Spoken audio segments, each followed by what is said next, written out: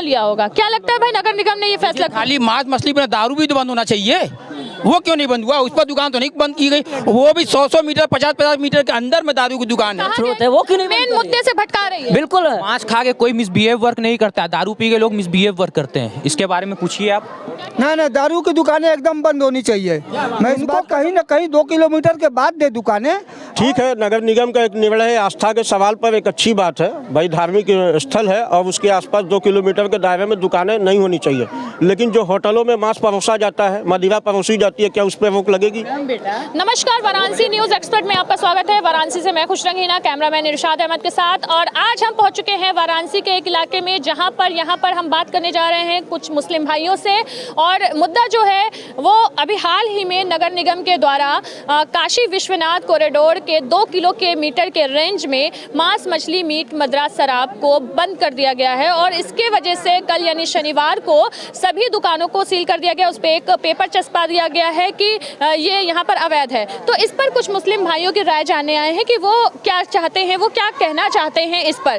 तो क्या कहना चाहेंगे भाई आप कि अभी हाल ही में कल के डेट में दुकानों को बंद कर दिया गया है कि 2 किलोमीटर के रेंज में अब कोई भी मांस और मछली नहीं बिकेगी? ठीक है, नगर निगम का एक निर्णय है, आस्था के सवाल पर एक अच्छी बात है भाई, धार्मिक स्थल है और उसके आसपास 2 किलोमीटर के दायरे में दुकानें नहीं होनी चाहिए। लेकिन जो होटलों में मांस परोसा जाता है, मदिरा परोसी जाती है, क्या उस पर रोक लगेगी? जो अंडे की दुकानें चल रही हैं वो भी मांस में आता है, क्या उस पर रोक लगेगी? या केवल जो इस पर हमारा कहने मतलब ठीक है, आपने बंद कर दिया, एक आदेश दे दिया कि 2 किलोमीटर के दायरे में मांस मछली मदिरा की दुकानें नहीं रहेंगी, लेकिन उनका रोजगार तो आपने बंद किया। तो 2 किलोमीटर के दायरे में बनारस नहीं है, बनारस तो बहुत बड़े क्षेत्र में है, तो कहीं उनका वैकल्पिक व्यवस्था आप देंगे? 2 किलोमीटर दायरे के बाहर नगर निगम उनको दुकानें अलॉट करे, उनके लिए मंडी बनाए, उनके लिए व्यवस्था करे रोजगार की, ताकि वही अपनी आजीविका वो चला सके। अचानक देखिए, धार्मिक पे जहाँ की जिन लोगों की दुकानें बंद हुई हैं उनको भी कहीं ना कहीं रोजगार मिलना चाहिए, क्योंकि किसी को बेरोजगार करना ये हमारे, क्योंकि प्रधानमंत्री जी कहते हैं कि रोजगार दे रहे हैं, ठीक है, और यहाँ पर तो रोजगार बंद हो रहा है। उनको कहीं ना कहीं 2 किलोमीटर के बाद दे दुकानें।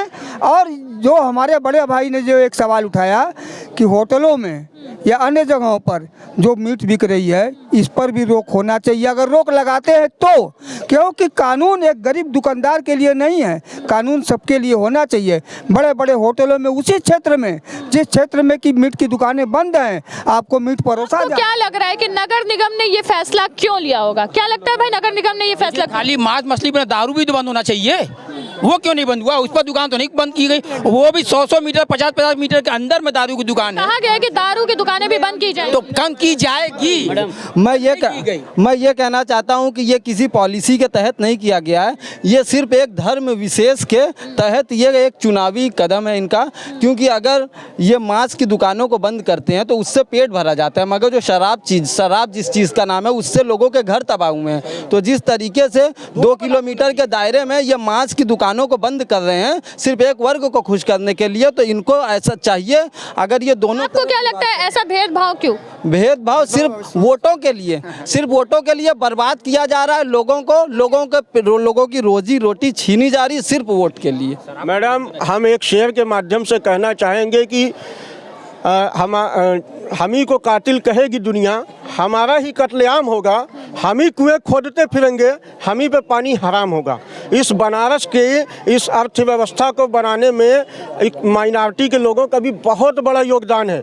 हम बहुत बड़ी मात्रा में विदेशी मुद्रा अर्जित करके अपनी शहर को खुशहाल और तरक्की याफ्ता बनाने में अपना योगदान दे रहे हैं। लेकिन जो एक सवाल नगर निगम का आया, ठीक, हम उसका स्वागत करते हैं, लेकिन फैसला किसी एक पे नहीं, फैसला सब पे लागू होना चाहिए। क्या आपको नहीं लगता है कि जो वो लोग क्या करेंगे जो जिनकी दुकानें बंद हुई है, अब उनका घर का चूल्हा कैसे जलेगा? वो नगर निगम व्यवस्था करे ना।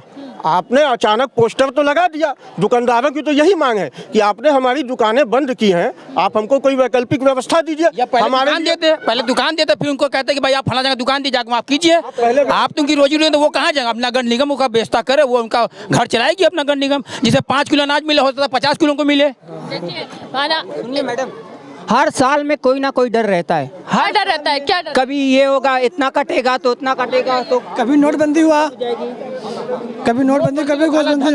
वो निकालने के लिए नोटबंदी की गई। जो काला धन लोगों ने जो मेहनत की कमाई करके जो मेहनत कमाई करके जो कमाया वो काला धन था। अच्छा, जो मेहनत की कमाई करके हमने कमाया वो काला धन था। जो बैंकों में पड़ा वो सफेद धन है, बैंकों में जो पड़ा है सफेद धन, विदेश में है। मतलब इनडायरेक्टली। हाँ बताइए। बिहार सरकार की तर्ज पर उत्तर प्रदेश सरकार को भी दारू को जो है प्रतिबंधित करना चाहिए। जो है मांस मछली केवल क्यों जो है प्रतिबंधित हो रहा है, पूरे शहर से इसको प्रतिबंधित कर दिया जाए। और 2 किलो का क्या दायरा है? कोई दिक्कत नहीं है आपको? 2 किलो का क्या दायरा, पूरा उत्तर प्रदेश से शराब को जो बंद किया जाए। मतलब अगर आपका कहना है मांस बंद हो रहा है तो शराब भी बंद? बिल्कुल बंद होना चाहिए मैडम। और मांस मछली तो एक पेट पर लात मारने का काम है, जो शराब से सरकार की जो स्रोत है वो क्यों नहीं? मेन मुद्दे से भटका रही है। बिल्कुल मांस खा के कोई मिसबिहेव वर्क नहीं करता है, दारू पी के लोग मिसबिहेव वर्क करते हैं। इसके बारे में पूछिए आप। ना दारू की दुकानें एकदम बंद होनी चाहिए। मैं इस बात का सपोर्ट करता हूँ। हो जा रहे हैं, ये तो पहले ही सिलेंडर हो जा रहे हैं, इनके पास जवाब क्या मिलेगा?